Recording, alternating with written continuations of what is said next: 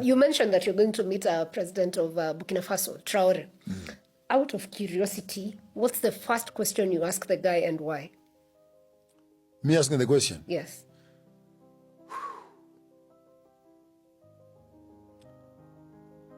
Hey, you're asking me a deep question. The first question I'll ask him is how can we duplicate the model of Burkina Faso?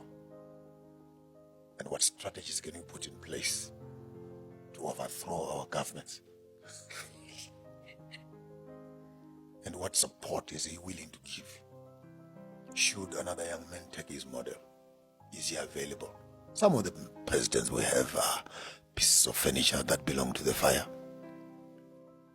They are trophies of colonization. We don't need them.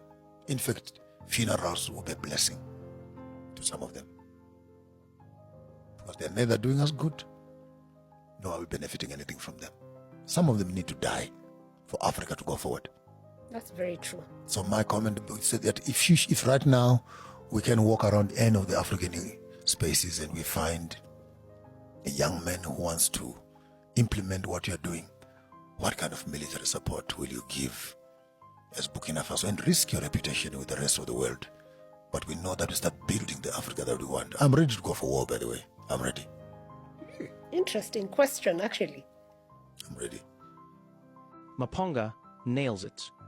The first knife-cut question he would fire at Traore is brutal and honest. How can we duplicate the Burkina Faso model?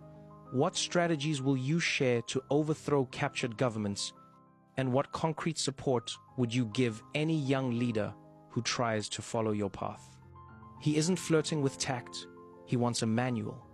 Logistics, training, border plans, chain of command, and the political cover that makes a revolution stick.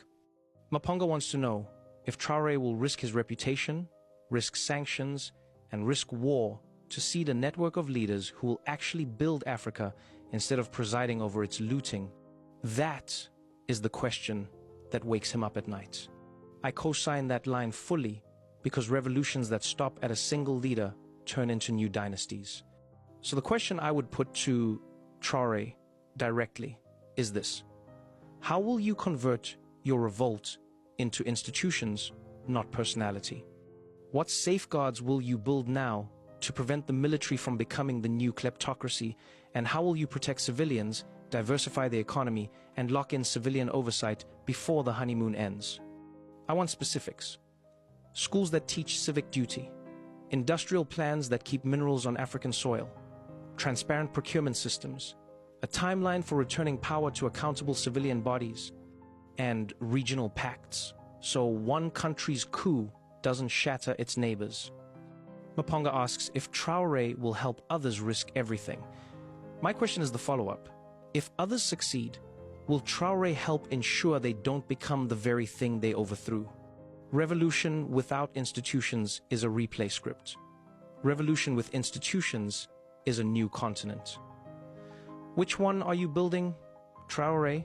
Nevertheless, we love you, Traore, and everything you represent, and you have our 1000% support.